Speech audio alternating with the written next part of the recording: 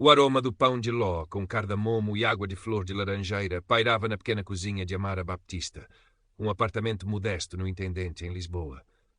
Eram quase 2 da manhã, mas Amara, uma mulher negra de 28 anos, com um corpo generosamente curvilíneo que irradiava tanto calor quanto o seu forno antigo, estava no auge da sua concentração. Os seus dedos ágeis, surpreendentemente delicados para mãos que amassavam e moldavam com tanta força, nem finalizavam a filigrana de açúcar caramelizado sobre uma mousse de maracujá e gengibre. Era a sua criação para o formulário de inscrição online do Doce de Ouro, o mais prestigiado concurso de pastelaria de Portugal. Uma luz bruxuleante do ecrã do portátil iluminava-lhe o rosto redondo e expressivo, onde uns olhos castanhos muito escuros brilhavam com uma mistura de paixão e apreensão. O seu cabelo afro, denso e orgulhoso, parecia uma coroa natural, desafiando a gravidade e as expectativas. "Só mais este toque, avó", murmurou ela, como se a matriarca da família, a fonte da sua inspiração culinária, estivesse ali mesmo, a supervisionar com o seu olhar crítico, mas sempre amoroso. Uma fotografia desbotada da sua avó, também ela uma mulher grande e de sorriso largo, estava encostada a um pote de farinha. Foi com ela que Amara aprendeu os segredos dos doces conventuais, a paciência para os pontos de açúcar e a ousadia para misturar sabores que contavam histórias de África e de Portugal. Mas contar a sua história, a história de Amara, era sempre o mais difícil. Não nos sabores, aí ela era eloquente, mas no mundo lá fora, um mundo que primeiro via a sua pele escura, depois o seu corpo farto, e só muito depois se visse o seu talento. Lembrou-se com um aperto no estômago daquele chefe de renome, num estágio que conseguira a muito custo. Ele provara às cegas uma das suas tortas e exclamara: "Divinal, quem fez isto?" Ao vê-la, o entusiasmo esfumara-se, substituído por um sorriso forçado e um vago comentário sobre a imagem de marca na cozinha de autor particular. Nunca mais a chamou. Aquilo doía, mesmo anos depois. O Doce de Ouro era mais do que um prémio.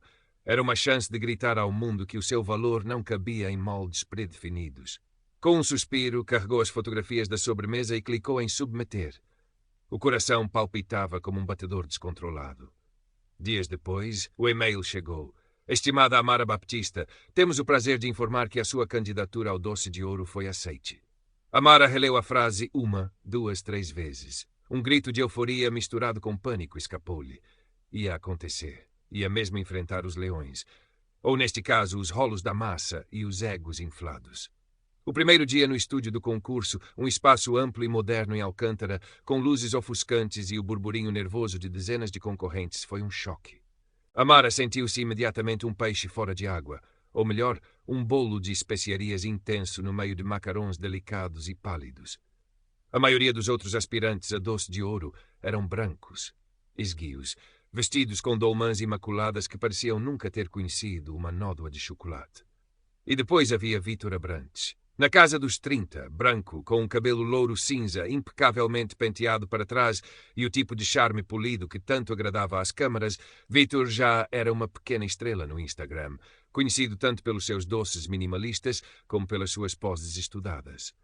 Quando seus olhos azuis gélidos pousaram em Amara, registaram-na com a mesma consideração que se dá a um erro de impressão num menu caro.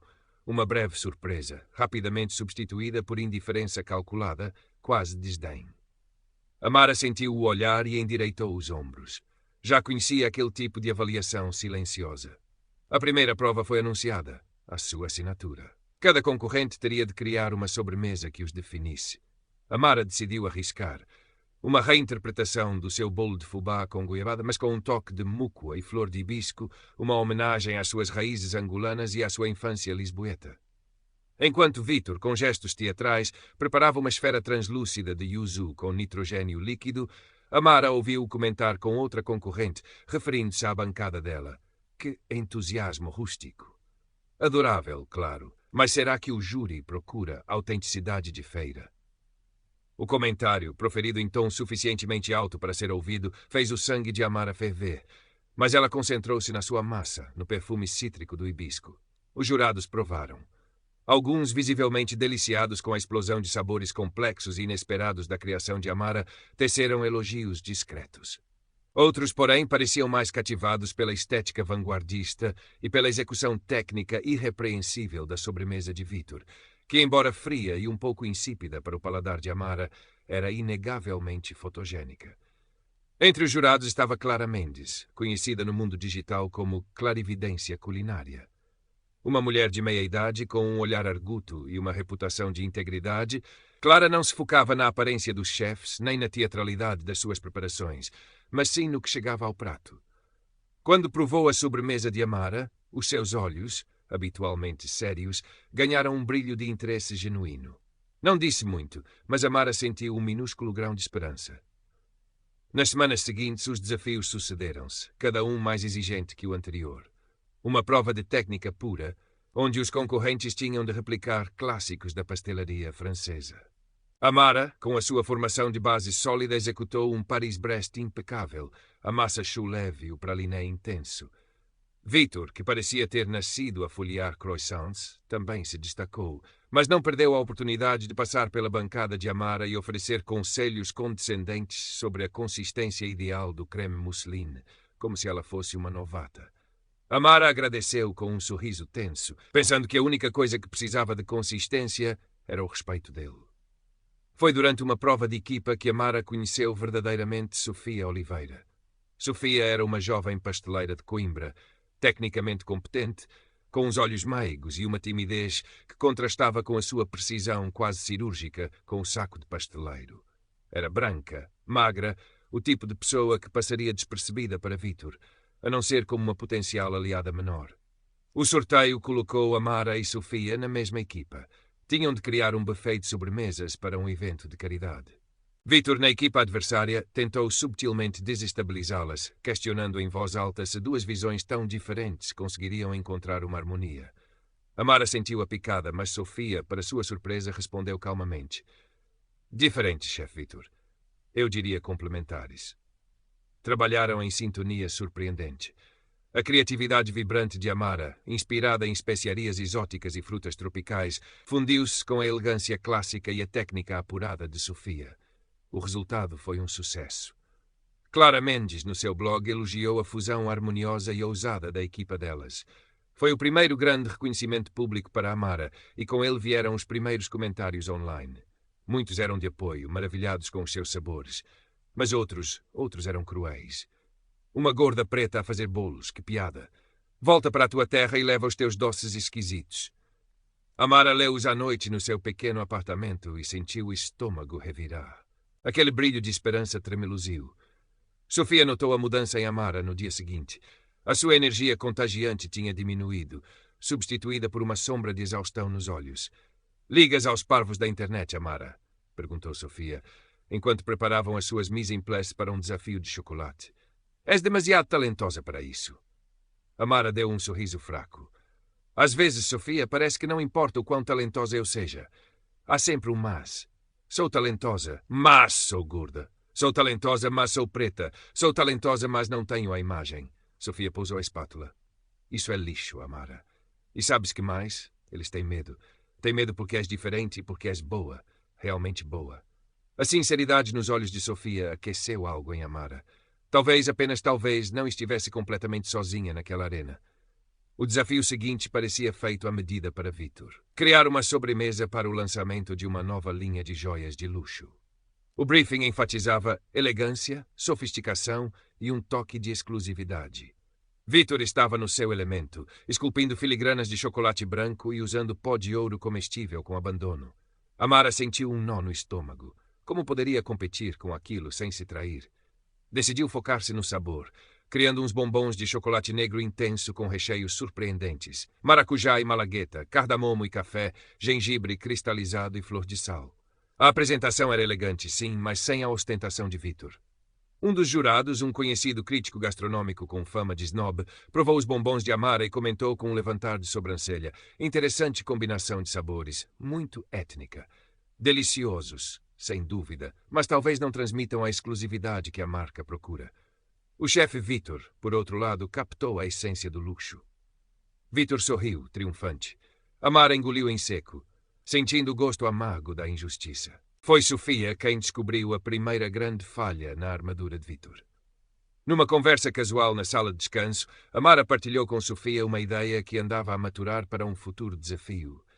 Uma combinação invulgar de beterraba e framboesa com um toque de funcho. Sofia achou a ideia genial.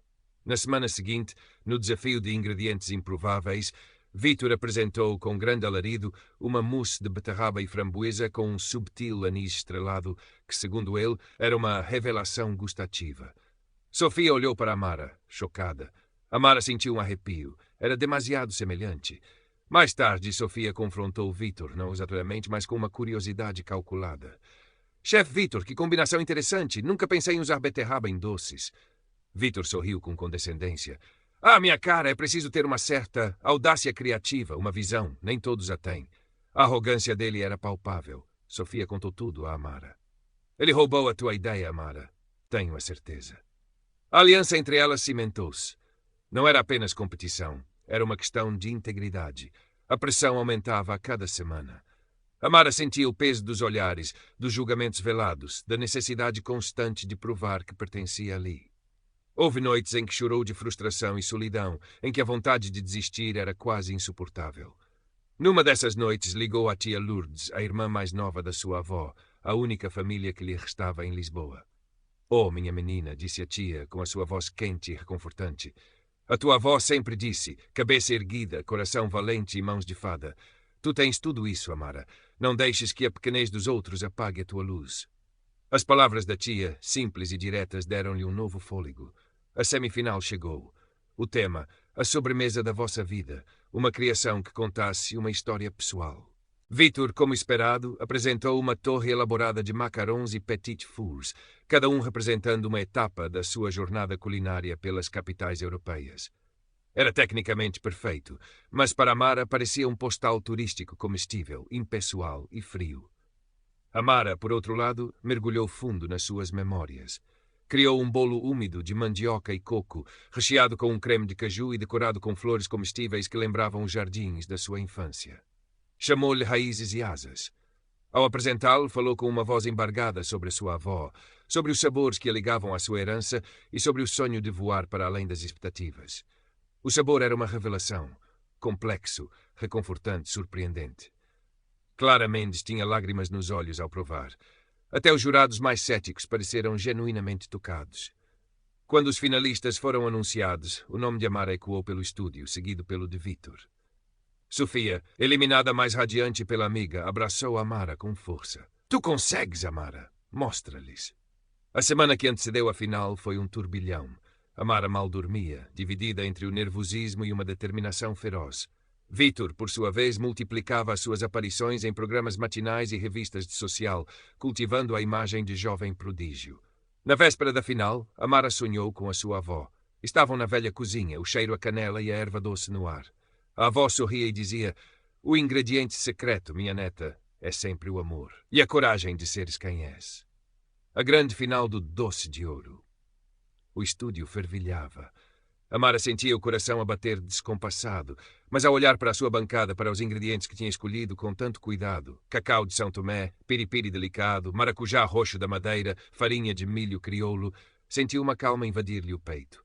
Iria cozinhar a sua verdade. Vítor, no seu canto, ajustava o seu dolmã imaculado, um sorriso de confiança calculada no rosto. O desafio final, criar uma obra-prima de pastelaria que representasse o futuro do doce português. Amara pôs mãos à obra. A sua criação, a que chamou Aurora Africana em terra lusitana, era uma sinfonia de texturas e sabores. Uma base crocante de broa de milho com cacau, um cremoso de chocolate negro com uma pitada de gindum para despertar o paladar, uma mousse etérea de maracujá e manga, e a coroar delicadas telhas de caramelo salgado com flor de sal de aveiro, moldadas como o sol a nascer.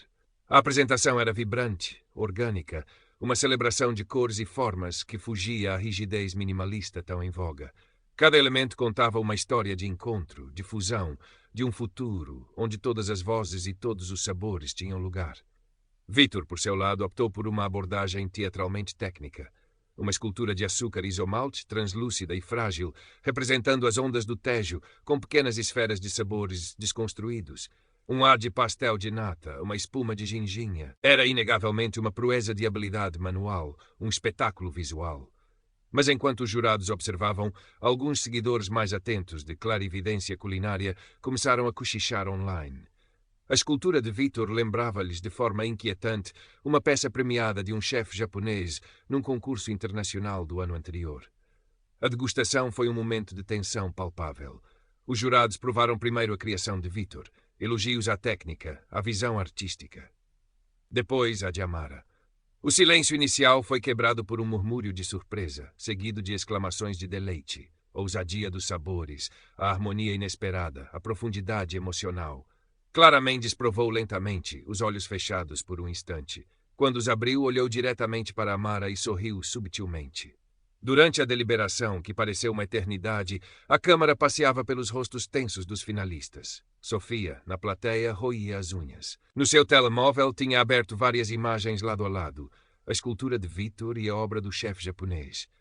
A semelhança era inegável. Com um impulso, enviou discretamente as imagens para o contacto de produção de Clara Mendes, que conseguira. Clara, dentro da sala de deliberação, já sentia o peso da discussão. Alguns jurados estavam rendidos à sofisticação de Vítor, à sua imagem vendável. Outros, tocados pela autenticidade e pelo sabor inigualável de Amara. Foi então que o seu telemóvel vibrou discretamente. Um rápido olhar para as imagens que recebeu confirmou uma suspeita que já lhe pairava na mente. Quando voltou a falar, a sua voz era firme. Colegas, começou ela, estamos a avaliar o futuro do doce português. E o futuro parece-me não pode ser construído sobre imitações, por mais tecnicamente perfeitas que sejam. O futuro precisa de alma, de originalidade, de verdade. A sobremesa da chefe Amara não é apenas deliciosa. É uma declaração. É uma ponte entre culturas, uma celebração da diversidade que enriquece a nossa identidade. O seu discurso foi apaixonado, contundente. Alguns jurados pareceram desconfortáveis, outros assentiram pensativamente. Finalmente, o momento do anúncio. O apresentador, com um envelope dourado na mão, fez uma pausa dramática. E o grande vencedor do Doce de Ouro é... O silêncio era ensurdecedor. Vítor Abrantes. Um aplauso polido ecoou. Vítor ergueu os braços em triunfo, o seu sorriso ensaiado a brilhar para as câmaras. Amara sentiu um soco no estômago. A desilusão era um gosto amargo na boca, mais forte que qualquer chocolate. Mas lembrou-se da sua avó, da tia Lourdes. Endireitou-se, forçou um sorriso e aplaudiu o vencedor.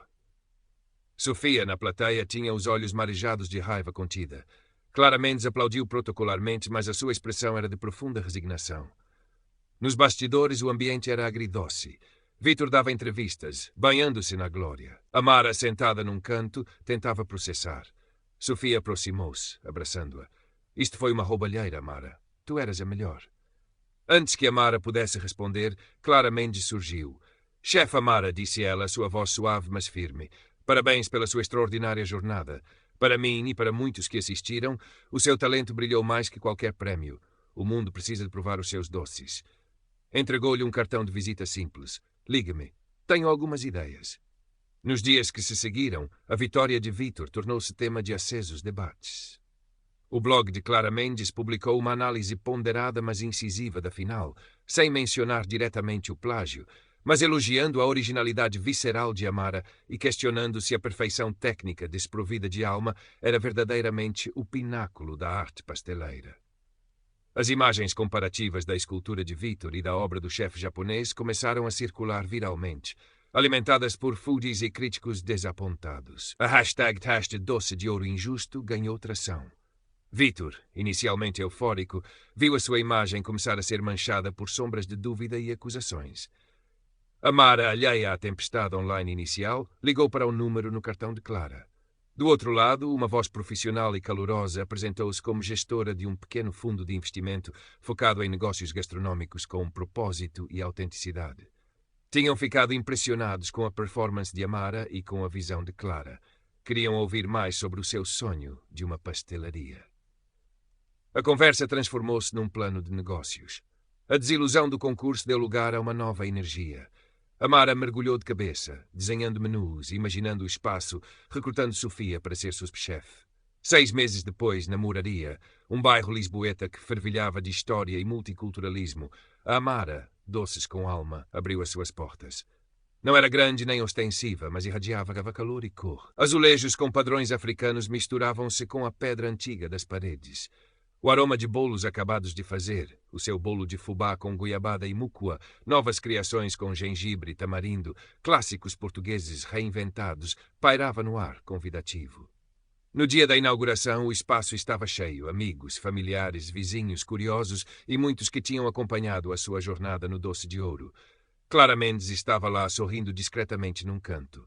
Amara, com um vestido colorido que celebrava as suas curvas e um turbante elegante a coroar o seu afro, movia-se entre os convidados. O seu sorriso, desta vez, franco e radiante. Viu um grupo de jovens negras a olhar para ela com admiração e sentiu o coração aquecer. Não ganhara o troféu dourado, mas ali, rodeada pelo burburinho feliz, pelo cheiro doce do seu trabalho, pela concretização do seu sonho, sentia-se verdadeiramente vitoriosa. A avó, pensou ela, estaria imensamente orgulhosa. A sua doçura, afinal, tinha encontrado seu lugar no mundo, e era um lugar vasto, rico e cheio de alma.